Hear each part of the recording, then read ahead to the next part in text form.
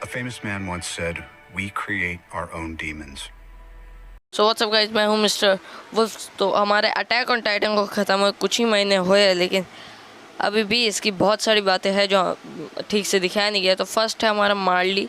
सो हमें सिर्फ मार्ली कुछ ही एपिसोड में दिखाया गया था और हमें उसका कुछ ही एपिसोड में बताया गया था मार्ली का कैसे एलियंस के ऊपर कैसे टॉर्चर और रूड बिहेवियर है उनके ऊपर। सो आज मैं उसी के बारे में बात करूँगा। सो फर्स्ट है, अगर एलियंस का क्या रोल है।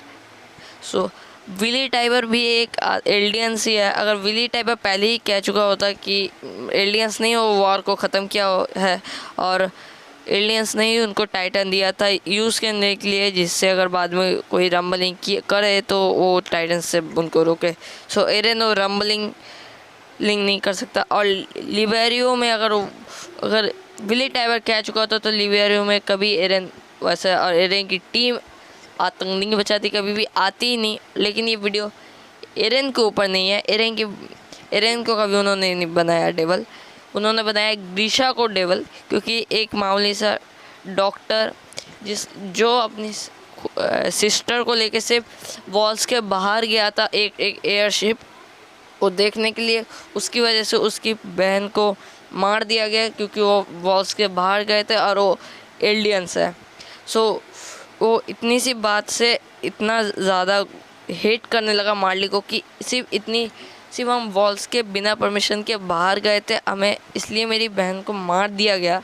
सो मतलब उसके बाद उसको समझ आया कि मार्ली कितना ज़्यादा हेट करती है एलियंस को। और तब ग्रीशा के अंदर भी एक आग लगा कि नहीं, मैं एलियंस को फिर से ठीक करूँगा।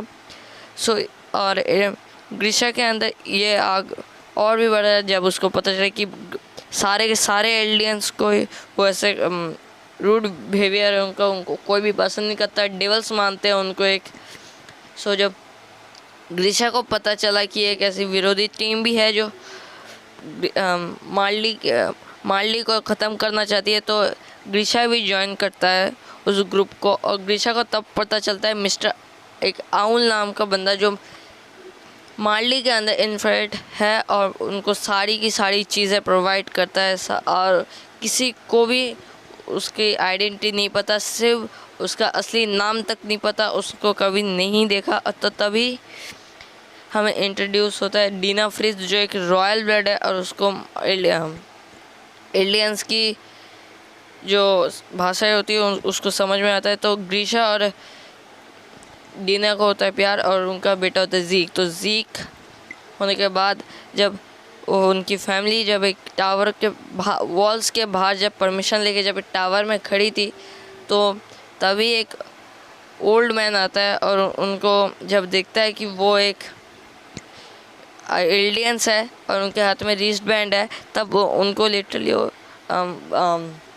उनको कहने लगता है कि तुम अपनी पीढ़ी पर बढ़ा रहे क्यों हो, तुम तो डेवल्स हो, तुम्हारे कोई काम नहीं है इस जगह पर। उनको एक हेट मिलता है उधर भी। हाँ, तो जीक को तब समझ में आता है कितना ज़्यादा हेट है मार्ली पूरी ऑल कंट्रीज उस एलियंस को कितना ज़्यादा हेट करती है, इसलिए वो बॉडी यूनिट में भर्ती होता है। लेकिन उसके बैड परफॉर्मेंस की वजह से उसको कोई टाइटन शिफ्टर नहीं मिल सकता।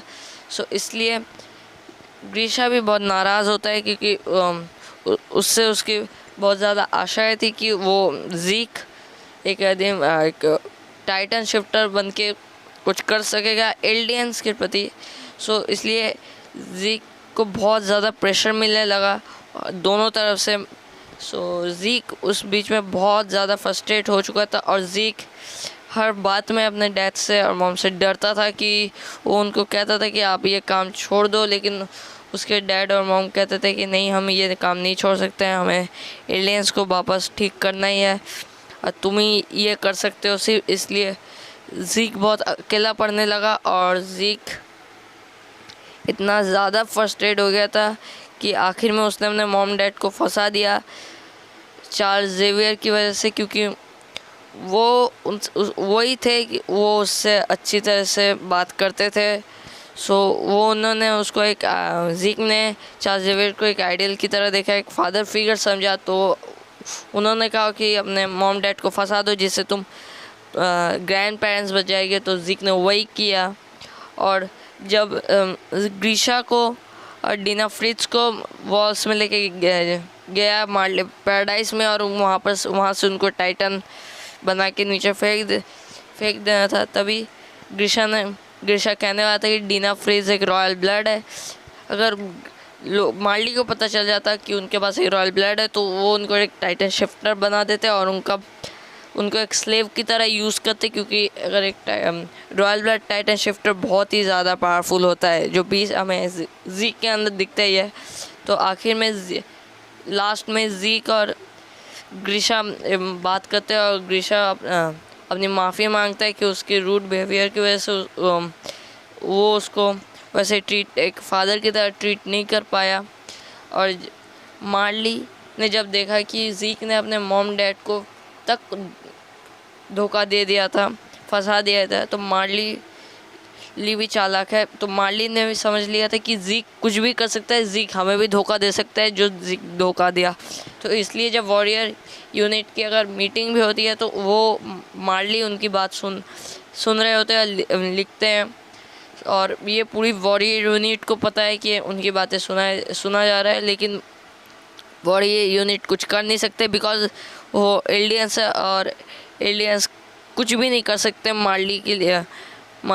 मार्ली को कुछ भी नहीं बोल सकते, उनका सिर्फ एक ही काम है, मार्ली के जहाँ पर भी मार्ली बोले उधर तुम्हें वॉर करना है, जो मार्ली बोले वो तुम्हें करना है, एक मशीन की तरह। तुम्हारा काम सिर्फ इतना ही है मार्ली के अंदर। तुम अगर मार्ली के लिए काम करोगे तो मार्ली तुम्हें सिर्फ ज़िंदा रखेगा।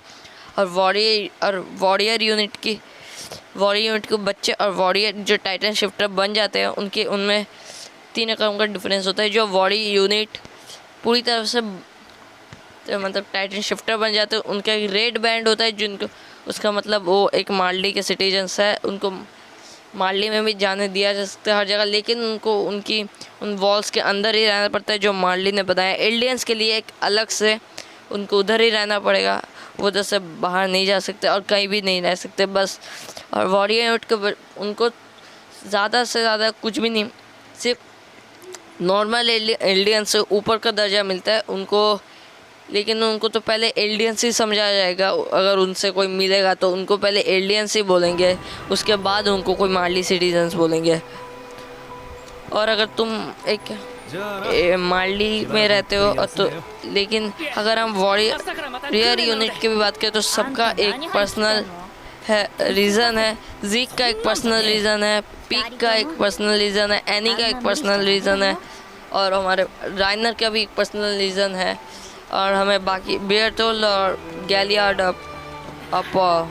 मार्शलों का नहीं पता कि वो क्यों ज्वाइन किए, लेकिन हमें बाकियों का पता है। और हमें इनका ही चारों का पता है कि इनमें से इनको बस अच्छी लाइफ चाहिए थी मार्ली के अंदर, और इनको अपनी फैमिली को भी अच्छी लाइफ देना था, इसलिए इन्होंने टाइटन शिफ्टर हुए 13 साल। और ये 13 साल इनके लिए एक बहुत बड़ी बात होती है, ये सारे एलियंस को पता है, इनफैक्ट टाइटन शिफ्टर्स को भी ये एक श्राप है, लेकिन इनको ये प्रिटेंड हर वक्त कहना पड़ता है कि मार्ली के लिए ये हमारे लिए एक ऑनर, एक मेडल की तरह। अगर तुम इसको मतलब इस मेडल को ठुकराओगे तो तुम्हें टाइटन बॉम्ब बना के एयरशिप से फेंक दिया जाएगा।